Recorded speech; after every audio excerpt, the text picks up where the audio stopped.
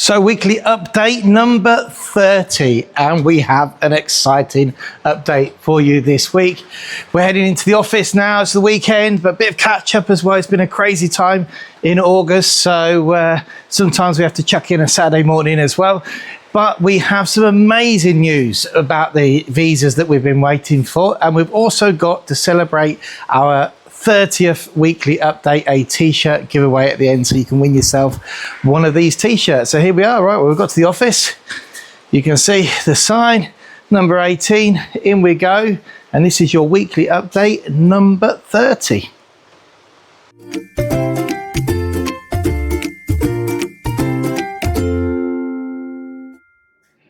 So welcome to weekly update number 30, and that's us in the office now and ready just to get cracked on with a bit of work at the weekend. And I wanted to get this update out to you, which sometimes we record in the week and sometimes we don't get a chance. So what's been happening? Well, the first thing I can tell you is the visa side of things has really gone off, and Spain side of things not so much. So we have had 8 visas come through this week. Stupidly, I didn't actually ask permission from our clients, who I know follow the channel as well, to mention that their visas had come through, apart from one, which was, you've seen him on our YouTube channel, Robbo. He's been following us for a lot. Last week, we were giving him a shout out saying, please, please, please, his visa needs to come out because he's traveling next week. And all that, that mindfulness meant that his visa actually came out this week, very close to when he was traveling, but he's out, so that's fantastic. Our other 3 clients, or 3 couples, should I say, I completely forgot to ask for their permission. So you know who you are, I know that you watch, but I always like to ask permission before mentioning your name on here, but well done. But what I can tell you is I did a few calculations, because we always get asked the question, how long does a visa take to come out? And the answer is they have up to 90 days to respond to you, and 99.9% of the time the visas do come out within that 90-day slot, but most of the time they come out an awful lot quicker. But summer is always a very random time. I see a lot of comments on the internet saying, well, it depends which consulate you go to and which extranjería you're applying to. Don't forget, the consulates don't send them directly to Madrid, they send them to the provisional headquarters of immigration to get for them to approve their side of the bargain as such. And sometimes when it's busier places, they take a lot longer to do that.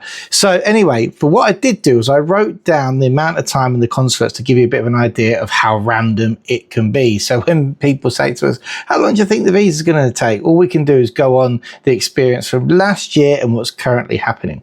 So the first one was, let's go on with Robbo's here. So Robbo's to London to Alicante. And my calculations, it might be a couple of days out because I calculated them actually up to today and they got them this week. But my calculations was it took 69 days for Robbo's visa to come out. So that's 21 under the 90, but probably a bit more than we would normally expect from his appointment on the 30th of the 7th. Then we have, and guys, if I've got this wrong, because I quickly just grabbed this information off our CRM, so I just did it quickly, so you might correct me if I'm wrong. We had, now this is amazing, London to Jaén, okay, which isn't somewhere I would say is particularly busy. I don't know, especially not with non-lucrative visas. 18 days. Sorry, no, I'm lying. 16 days. Can you believe that? 16 days in the middle of summer. That is incredible. Absolutely incredible. Even I fell off my chair when I saw the visa had come in. Another one here. Now, this is the longest, Manchester. Now, we've got 2 Manchesters to Malaga, okay, who both got their visas this week. And one took 41 days and one took 81 days.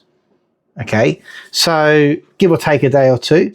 All right, but 41 and 80 is a 40-day difference. Does this mean that Malaga literally at the beginning of the summer just don't look at the non-lucrative visas, just concentrate on the students, and then as soon as the students are finished at the end of July, go back to the NLVs? Does it mean that? We don't know. We don't work behind them. We don't work with the government. And I think my associate who's with me this weekend is behind me nicking something from the fridge. So we're going to expose her. Excuse me, who's that down there? Okay, I was working in the middle of a live. No, not a live, a YouTube video. Okay. All right. Can you go back to work, please? Okay. There we go. I saw her down the bottom there. This is my weekend stuff. So anyway, that is fantastic. And what has been happening in Spain? Not a lot. No, everybody's on holiday. Tom, our appointment specialist here in Malaga's on holiday. Victoria's been on holiday from Alicante. Lara from Upsticks Drive's currently on holiday, and myself and Jane are just working through everything because it's a really busy time of year, but there's not an awful lot of things you can do because there's not many appointments you can book because no one's publishing appointments at the moment. It's a frustrating time. These next 3 weeks, the last 2 weeks in August, which seeps into the first week of September, it's a really frustrating time. And also a very, very busy time because everybody wants to get moving and you're sort of forcing everything through. But even things like the insurance companies, the main people are going on holiday, so they're taking a lot longer to call people back. This week we had a bank holiday on the Thursday, which meant most people took the Friday off. Service providers quite rightly are having time off as well. These last 2 weeks, the Feria Malaga's just started. So yeah, frustrating 3 weeks, but great news for the visas which are coming in, and we will be looking for appointments for you guys which coincide with your entry dates into Spain. And well done. Okay then, let's have a chat about the YouTube comments. And this week we've actually got a Spanish comment, which is quite good. So brilliant, we're on our YouTube comments this week, and starting from the latest, moving back what's been happening during the week, we published a bit of a travel video just from a weekend that we had away this summer. We're not having a summer holiday, just a couple of weekend breaks, to a lovely place called Peníscola. And I think I showed it on the previous weekly update, and I managed to get this video completed. I've got another one coming out actually next week, which is a gimbal tour. I took loads of footage thinking I'll just shorten it and whatever, but then looking back at it, I thought it's just great to stitch together half an hour and check out the ambience of the castle area of Peníscola. So check that out this week and let me know if you enjoy it, and please check out the Peníscola video because I'm thinking of doing a few more of these just when we're out and about. Not only do I love my job and helping people to move here, but I am passionate about Spain, and the 25 years I've been here, it's turned into my career, our business, and I am passionate about its history, culture, and everything else as well. Not just its history and culture, its food and gastronomia, as we call it. And I want to share more of that with you. So we've got a comment on that. Thanks for your time. We also did a short with some cicadas just to show you how loud they were. We've got a comment from Ant and Kez that they first had cicadas in the south of France where we lived there. A real sound of the province for us. All of a sudden they stop altogether when the cold returns. This is true. So they say. This is true. They do. I did a short about Remember Queen. Now, Remember Queen is a great tribute act to Queen. She came to Malaga in the Palacio Congresos. So we went to watch it because my son really likes Queen. And weird setting. Weird. It was like Palacio Congresos. It's more like a theatre with chairs going down. People like look. I wouldn't want to be a rock band doing that. I'd rather be an auditorium, to be honest. I think it was very cold. No, there wasn't a warm-up band or anything. It was very, very strange. But they were brilliant, I have to say. They really just pulled it out of the bag like that. And Robbo said he was at the Live Aid when Queen blew the audience away, and it was an honour to have seen it at his best. Yes, I would have loved to have been there, Robbo, but I wasn't old enough. So there you go. But no, nice one, Robbo. And we also got a comment in Spanish. It's great to see that we've got some people who, some Spanish followers on the channel. This is an English-speaking channel predominantly, but it's really good to have that from Polygon Fov. And Polygon Fov says, lo siento, pero el chaval no le llega ni a la suela de la sombra de Alfredo Mercurio.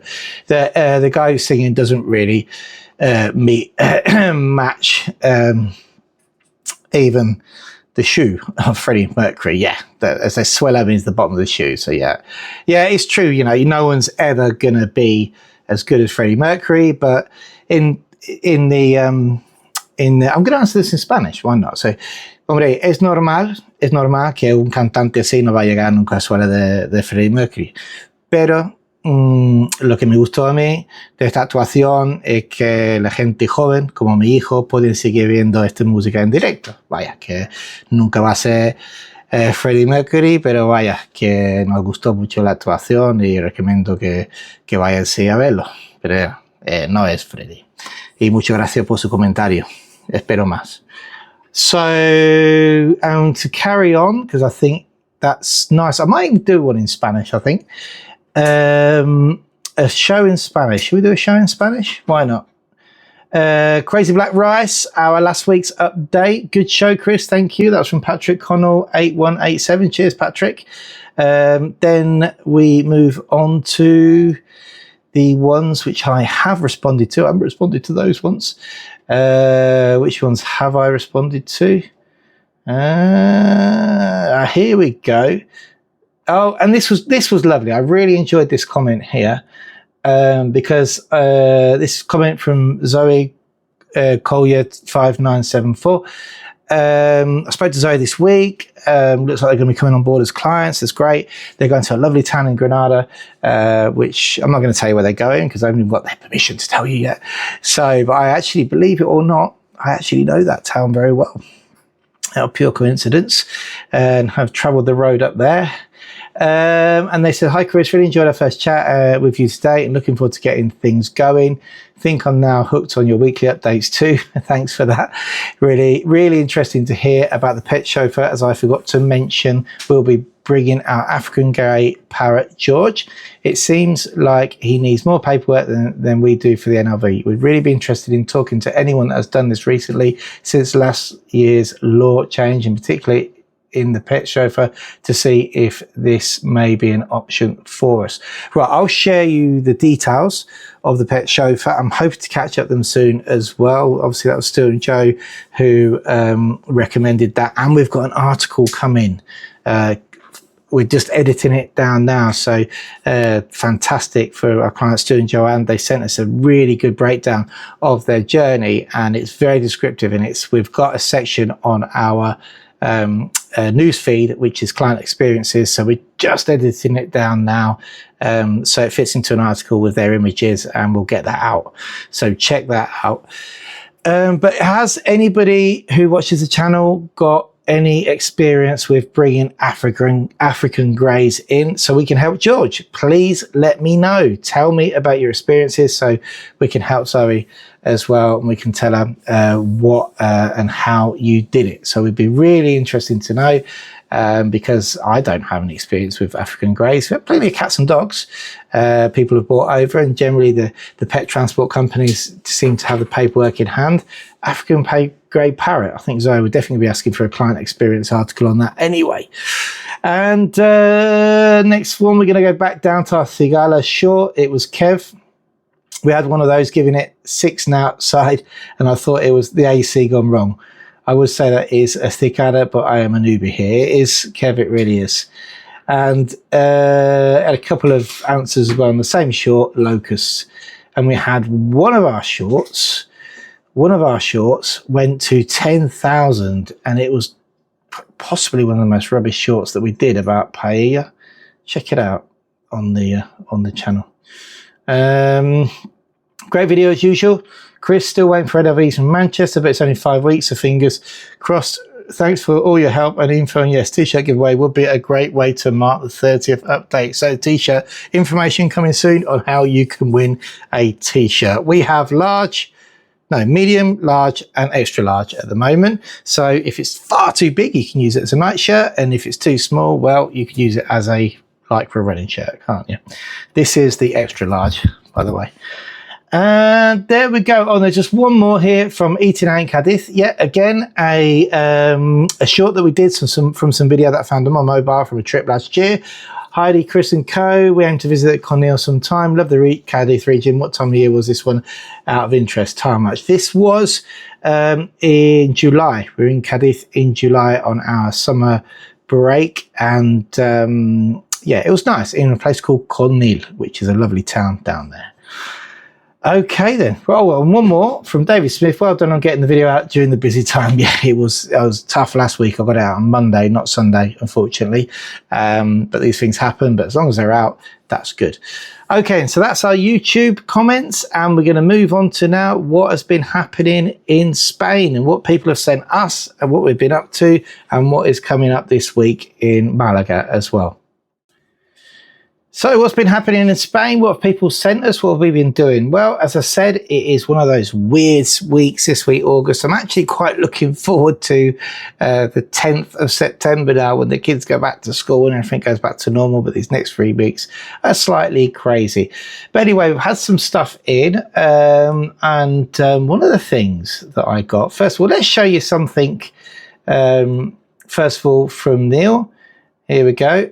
Get Me to Spain. Neil, don't forget, he's got a YouTube channel, Get Me to Spain. And he's been and had some churros. Well, they're actually not churros. They're porras. They're big fat porras, which is different to churros, believe it or not. So porras en chocolate. And there you go. You can see the fantastic photos that he sent us there in this place, which is La Churreria. And he said, you know, it's good when the locals queue out the door and round the corner to get a table. It's true. You know, when there's a queue, it's a good place to go. And they're very, very, very faithful of the Spanish when it comes to where they eat. And as you can see, cheapest chips, 6 porras. You ate 6? Blimey. Blimey. I tell you, you must like them porras then. Nah, they're not that big, I'm only joking. But $9.60 for a breakfast, less than a £5 each. I mean, that's amazing, isn't it? So thank you very much, Neil, for that, and for continuing to support the channel and sending stuff. We love seeing what our clients are doing out and about. What else have we got here then? Well, this is a funny one. Now, it says here, I've got this article from the Sir in English. I'm going to show you it here. And it says that the Malaga airport aims to become... Look it up. Oh, it completely lost the link there because it's asking me to sign up, but we're going to carry on. Right. Okay, so basically the link says Malaga Airport is going to spend 104 million euros on being a greener airport by installing solar panels and also generating its own electric. Check that article out. There's a link below. Did they fix the leaky roof? Maybe that might be a good start before they start sticking solar panels up there. But anyway, we'll soon find out when we get the rain here in Malaga, which we haven't had. Seen terrible rain in the Balearics.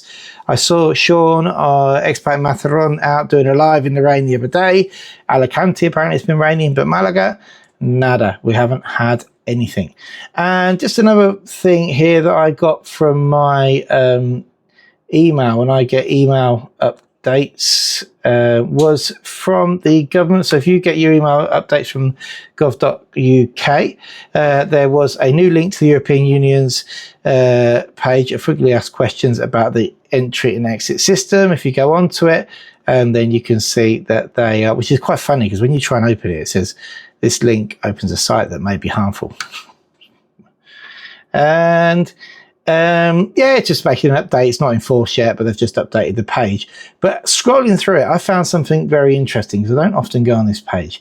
They are still going residency certificate recognition, certificate de registro, green residency certificate. If you have difficulty using your green A4 certificate or credit card size piece of paper in Spain, you can refer to this letter. And they give you a letter to download, to take with you to show to the border guard.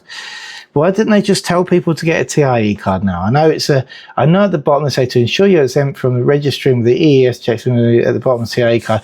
I think they do advise people to get a TIE card because they do note that it's non-biometric, but just take that option out now. Just take it out of the website.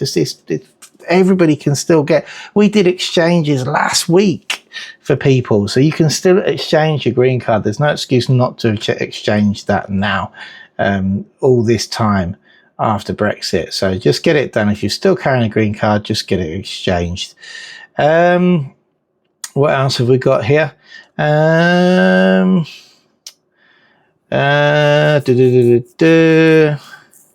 So yeah, so anyway, we've got Steve from who's our client. He has had his appointment 5 weeks ago. Basically, he did get asked for further clarification on a point on his visa application, which we responded to. So he'd be 5 weeks in, which is 520 out, about 35 days. So Steve, you're coming up on. Obviously, our London was 18 days, which is a record, but our quickest visa so far out of Manchester's 41. So you'll be coming up on that very, very soon this week. So hopefully we'll see a visa approval coming in for you very, very, very soon. And then I've saved some photos here. I want to check this out. So somehow my family got me on a boat in Malaga port.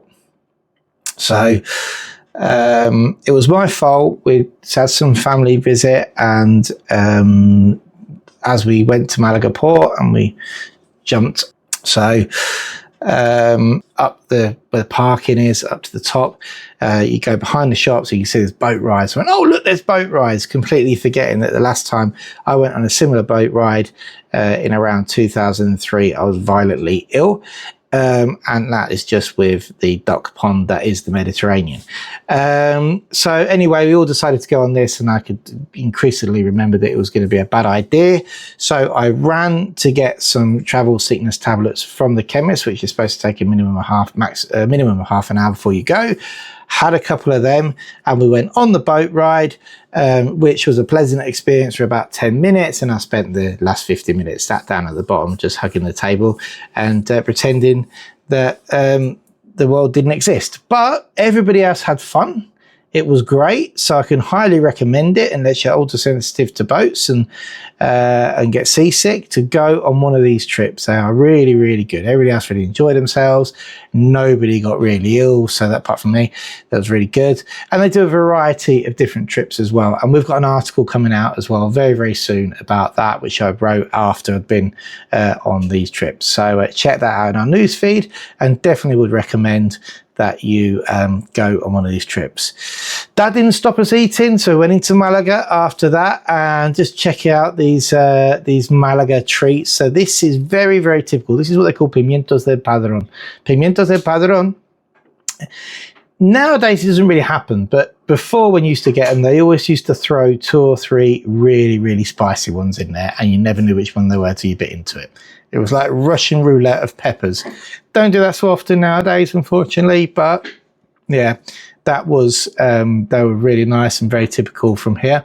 And this here, this is actually what they call a tarta de salchichón, which is a typical Malagueñan dish, which is actually a salchichón, which is one of their cured sausages in a cake format, and it's absolutely amazing. You can see the bread around the outside. You spread it on the bread there with the mayonnaise, and this version came with a raw egg yolk on it, which is the first time I've actually seen that. Obviously you see raw quail eggs on some dishes, but it's the first time I've seen it on this, and I have to say it was extremely good. Really nice. And then to finish off, what I wanted to show you was this. Now, right opposite the road, down on the road opposite the restaurant, was an ice cream parlor, and wow, it was pretty amazing, I have to say. Now, I don't eat ice creams because lactose doesn't really agree with me that much, but I had the sorbete, which is sorbet, which was really nice, and it's just made of fruit and water and whatever else they put in it, but there's definitely not any lactose in it. So if you don't like lactose, ask for the sorbete. So there we have it. That is our weekly update number 30. But you thought I'd forgot, didn't you? You thought I'd forgotten. Okay, but I hadn't forgotten. I haven't forgotten, sorry. And if you want to win one of these t-shirts, what we're going to do, I started saying to my son, Rao, what can we do? And we came up with the idea. I said that first of all, I'm going to get everybody to sign up for the newsletter, which you're hopefully going to start in 2025. So I'm going to have my list of people who we can start sending that out to. But I said, we get everybody to sign up. We can check the dates that they signed up and put them into a random thing for that. And I thought, okay, that's great. But I've still got a bit of setting up to do for that. So I need to talk to our IT people as well about that and how we get that done. So we're going to have an AI select our winner. So if you've got all the way to the end of this video and you want to win a t-shirt, okay, this week, then put below a comment which says Upsticks t-shirt, and we're going to take your YouTube name and put it into an AI random winning selector. Okay, my son assures me that that exists. He said you can just put it to ChatGPT, that'll just give you a random name as well. Good idea. So if you want to win an Upsticks t-shirt, please put below the words in the comments Upsticks t-shirt, and we will put all the names into a random selector, and we're going to select that next Saturday evening, ready for, oh no, sorry, I'm lying. We're going to select it next Friday evening, ready for next week's weekly update, which will be coming out on Sunday evening. So when we finish work on Friday, we're going to do, because my kids generally come and meet me on a Friday, so we can all get together and have something to eat. And we're going to do the random selector at that point and then go from there. So if you want a t-shirt, Upsticks t-shirt below in the comments, and we'll put you in the draw for one next week. Thanks for watching again, guys.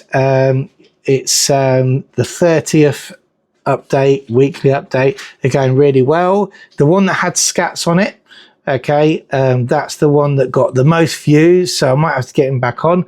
On that note as well, Scats hasn't been very well at all. He's on his 4th cycle, and I did get a message yesterday evening from Liz that he'd taken ill. They had to call the ambulance out this time. His blood pressure completely dropped. He literally was looking very grey, and in the end they managed to bring him around, but he's had some heavy, I can honestly tell you, I mean, his videos are very lively, they're very funny, but behind the scenes it's really, and anybody who's had the kind of treatment, it's my first time that I've ever gone with a friend to see what happens behind the scenes, and it's not very nice at all.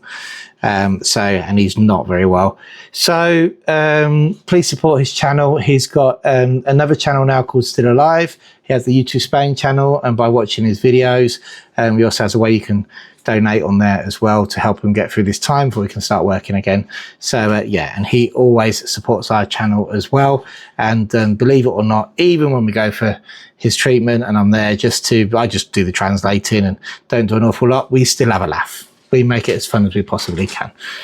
So anyway, thanks for watching. Weekly update number 30. Next week, number 31. And hopefully we can tell you all about what's happening in the Feria de Malaga.